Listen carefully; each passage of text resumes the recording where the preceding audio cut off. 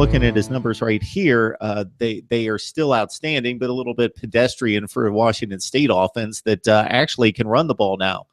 So we think about them chucking the ball all over the field, and outside of the game that they lost by triple digits or by double digits, 21 points, 3 scores against Arizona. I know that they threw it a lot, and Falk got benched in that game. But aside from that, he's had a nice season, but maybe not the prolific numbers that he's had in the past. Yeah, I mean, absolutely. I think last year and the year before, he had somewhere like 38, 37 touchdowns a year. Right now, he's only got 29. So we're hoping he can, throw a lot of touchdowns in against UW in Seattle, and hopefully Pac-12 title game and there on out. But obviously, this game is what you got to look forward to. You can't look ahead. I would say almost the Cal game was probably worse for him than the Arizona game that he got benched, because he had some fluke interceptions that he threw. There was one shovel pass that he threw. It bounced off, I believe, the running back's hands, and it went straight into the defender that was getting blocked by the offensive lineman's hands. He threw for 5 picks in that game, and that was one of the games. Me personally, as a Coug fan, I was like, man, this guy, I mean, there are a lot of things that, you love about his game. The fact that he can just chuck it down the field, but also do the screen passes, the shovel passes, everything. You love all that. But when you throw 5 picks in a game, you definitely do not like seeing that at all. And the fact that he was kind of just standing in the pocket too long and not throwing the ball away, just taking the sacks, that was one of those games. He's kind of done that, standing in the pocket too long for a majority of the games this year. But I believe he's figuring out how to do that as the season has progressed. Mike Leach took over a down-and-out program, instantly raised them to bowl play against Colorado State in that first season. He had a bit of a step back with a 3-9 campaign, but they've been a very good team since. Defeated Miami a couple of years ago in a bowl game in the Sun Bowl, went to the Holiday Bowl against Minnesota last year. 9-win teams to the last 2 seasons.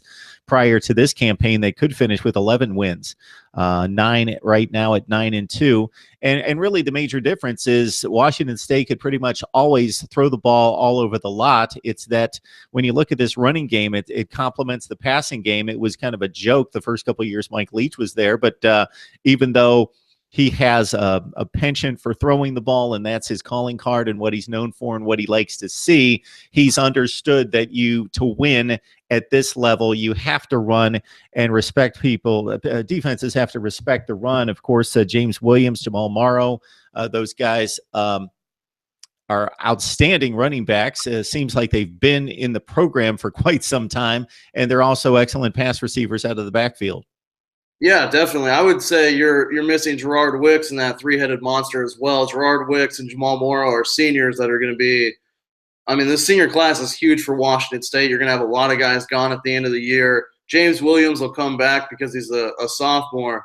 But, I mean, those guys, Gerard Wicks, Jamal Morrow, and James Williams, like I said, those guys have been fantastic not only last year but this year as well, as far as helping us have another angle to our offense, not necessarily just passing, but having a running game as well. And I would even credit the speed defense. I'm sure we'll be talking about that more here in a minute, but the speed D that they're referred to by coaches and everybody here, I mean, they are a heck of a unit. You got Hercules Mataafa, who probably should be the Pac-12 Defensive Player of the Year this year, because I mean, he just went off against Utah.